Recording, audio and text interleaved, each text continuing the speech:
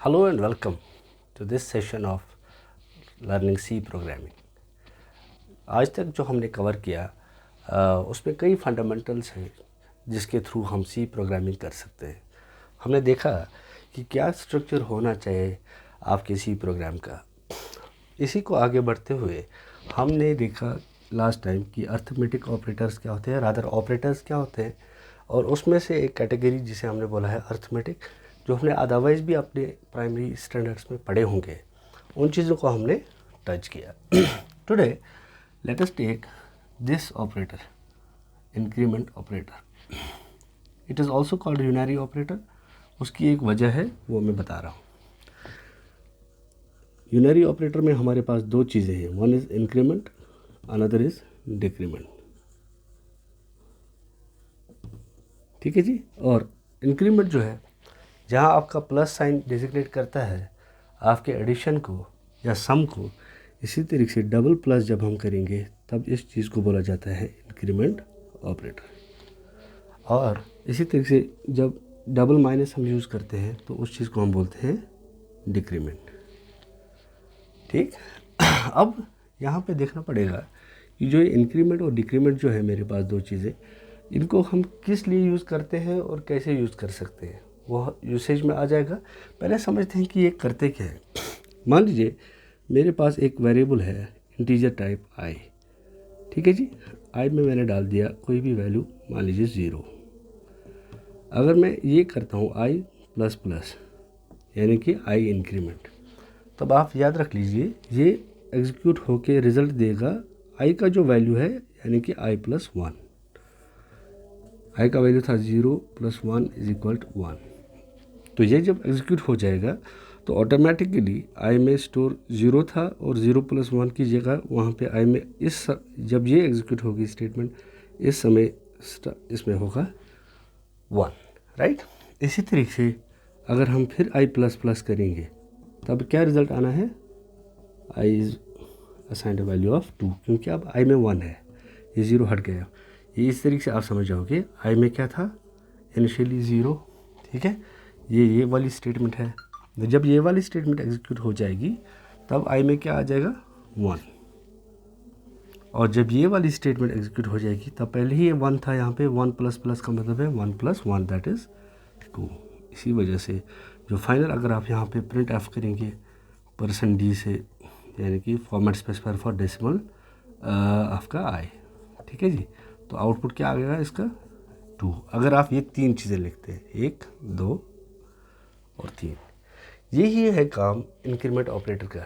ये इंक्रीमेंट करता है आपके यूजुअली नंबर्स को bye a value of 1।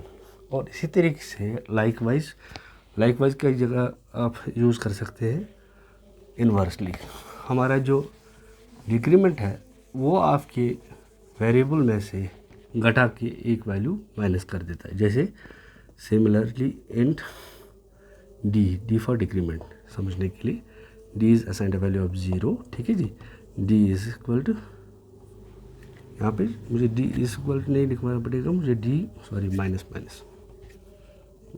Minus. अब ये जो स्टेटमेंट है डी माइनस माइनस, ये डिक्रीमेंट करेगी 0 को। 0 का डिक्रीमेंट क्या है, -1 से, दैट इज़ -1।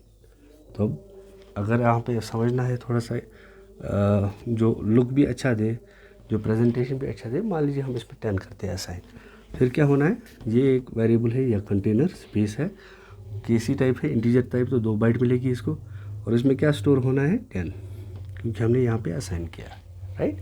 अब ये डी माइनस माइनस जो हम कर रहे हैं, इसकी बदौलत क्या होना है, इसमें अब 9 होगा। रिमेंबर एक्सक्यूज मी, एक बहुत इंटरेस्टिंग चीज़ है जो आपके साथ एसोसिएटेड है ये वाले ऑपरेटर के साथ। मैंने क्या कहा था, इसका नाम असाइनमेंट ऑपरेटर।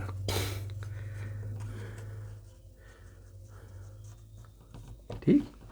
असाइनमेंट ऑपरेटर की खूबी ये है कि जब भी ये ऑपरेटर यूज़ होता है, यूज़ किस लिए होता है कि हमने राइट हैंड साइड का एक्सप्रेशन का वैल्यू या फिर डायरेक्ट वैल्यू जो है उसको हमने असाइन करना है टू वेरिएबल। जैसे हम दे रहे हैं यहाँ पे D is assigned value of 10, तो डी क्या है, लेफ्ट हैंड साइड में हमेशा मैंने बोला था वेरिएबल आता है, राइट हैंड साइड में हमेशा मैंने बोला था वैल्यू आता है, राइट, उस टाइप का वैल्यू जिस टाइप का ये डी होगा। डी का मतलब है वेरिएबल होगा।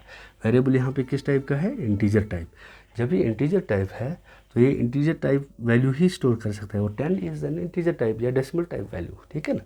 अब इसको ये स्टोर करेगा, बट रिमेंबर कभी भी कंटेनर जो होते हैं कंप्यूटर में, जिसे हमने मेमोरी स्पेस का नाम दिया है, ठीक है ना, तो वो यूनिट ऑफ मेमोरी जो भी होनी है, चाहे वो बाइट की है, गीगाबाइट की है, मेगाबाइट की, वो कभी भी वो खाली नहीं होती है। That's never empty.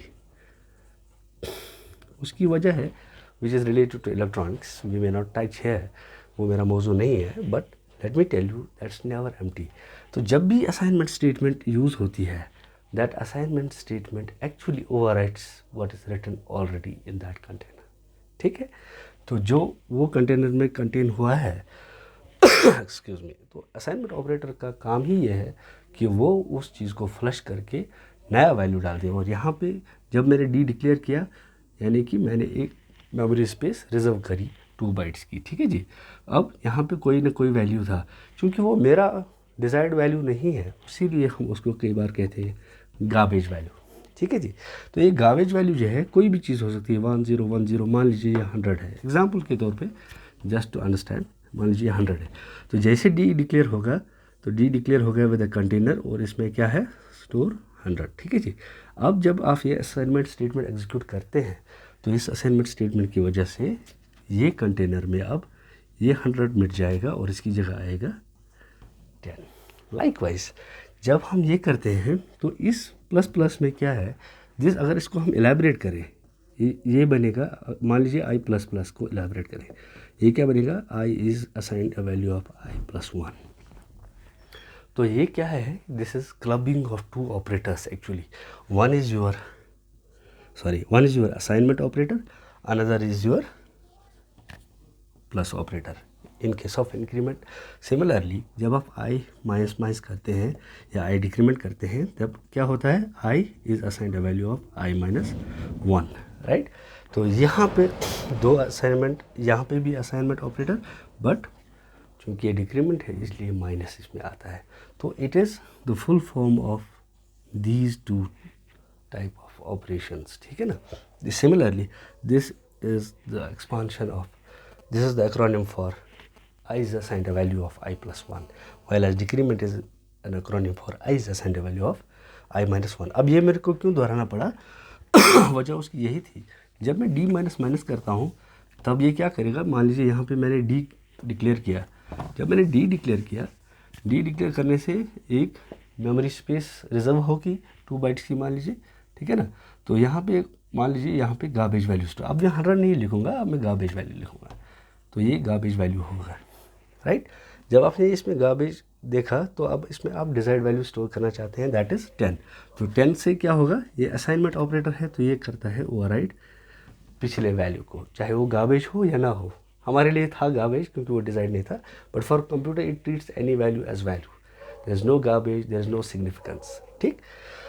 तो जब आप ये असाइनमेंट स्टेटमेंट करते हो तो ये स्टोर होगा, लेकिन जब आप ये करते हो which is D is assigned a value of D minus 1, तब ये असाइनमेंट भी क्या करेगा, फिर से इसको ओवरराइड करेगा। पहले डी का वैल्यू मैंने बोला था, पहले राइट हैंड साइड जो है प्रेसिडेंस उसकी मिलती है, तो डी का वैल्यू है 10 माइनस 1 करके बनेगा 9, ठीक है जी।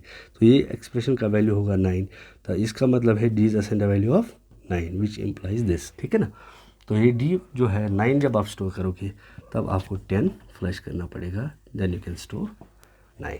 This was about assignment operators, ठीक है ना, सॉरी इंक्रीमेंट डिक्रीमेंट ऑपरेटर्स। इस चूँकि ये एक ही वेरिएबल पे लगते हैं, ठीक है ना, इसमें एक ही ऑपरेंड आता है, जिस पे ऑपरेशन होना है उसको ऑपरेंड कहते हैं, और एक ही पे आता है, इसी वजह से द नेम यूनरी ऑपरेटर, ठीक है ना, क्योंकि इसमें सिंगल ऑपरेंड का है। जो बाकी है जो यहाँ पे हमने पढ़े थे ये सारे क्या हैं, बाइनरी ऑपरेटर्स, राइट। इसी तरीके से जो हमारा ये स्टेटमेंट है असाइनमेंट स्टेटमेंट, ये मैंने आपको बोला, ठीक है ना, is use to assign values.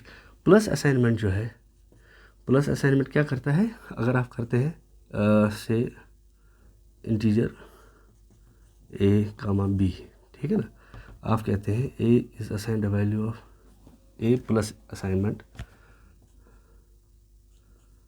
मान लीजिए बी, यहाँ पे ए में वैल्यू डालते हैं आप 1, ठीक है ना।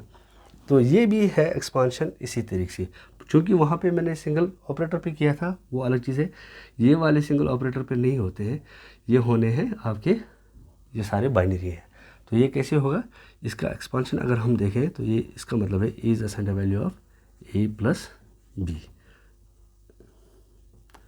ये मैंने असाइन किया, ठीक है ना। मैंने डिक्लेयर किए दो वेरिएबल, इसका नाम ए, इसका नाम बी, राइट। इसमें गार्बेज वैल्यू होगा, वो आप समझ गए, जी वी, ठीक है जी। अब ये ए में आपने क्या डाला 1, तो गार्बेज वैल्यू फ्लश होगा। यहाँ पे डाला आपने 2, तो ये वाला गार्बेज वैल्यू फ्लश होगा, सॉरी। तो बाद में आप क्या करते हैं, is assigned value of A plus b. तो a is assigned value of A plus b जब आप करेंगे, ए प्लस बी क्या आएगा 1 + 2 विच इज़ 3, तो ए में आना है value 3। This is how we shortly write this, है ना, instead of that I plus plus, क्योंकि आई प्लस प्लस एक ऐसा इंक्रीमेंट था जो केवल आपके एक ही ऑपरेटर पे होता था। अगर हमने वेरिएबल्स का यूज़ करना है, for that we need these operators, sorry. Likewise जो हमारा माइनस असाइनमेंट है वो करता है डिक्रीमेंट, ठीक है ना। मान लीजिए मुझे 4 ए एंड बी का माइनस करना है, integer A is 5 B is 4, ठीक है जी। तो अगर मैं करता हूँ C B declare integer C, तो ये क्या करेगा, यहाँ पे मैं लिखूँगा सी माइनस असाइनमेंट ए